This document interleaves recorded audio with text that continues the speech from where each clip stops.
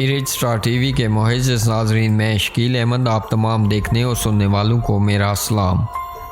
नाज़रीन, Mirpur DHQ hospital में doctor और अमले की जानिब से गफलत और लापरवाही से 17 साला नौजवान जान की बाजी हार गया। नाज़रीन, नौजवान का नाम शफीक वल्द रफ़ीक कौम गुजर सकना नांगी कमर्शियल सेंटर का रिहायशी था। नौ उम्र नौजवान शफीक के जाँबाग होने की इतला पर MSDHQ डॉक्टर आमर अजीज़ और deputy MSDHQ hospital doctor Majid मौका पर पहुँच गए।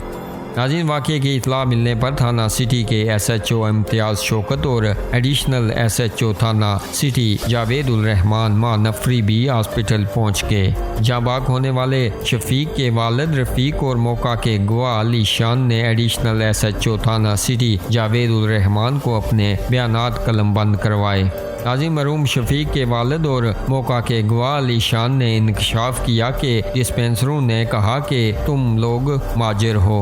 MSDHQ हॉस्पिटल डॉक्टर आमर अजीज़ ने फौरी तौर पर डॉक्टर बिलाल डिप्टी नर्स और एक नर्सिंग मेल को मुअत्तल कर दिया।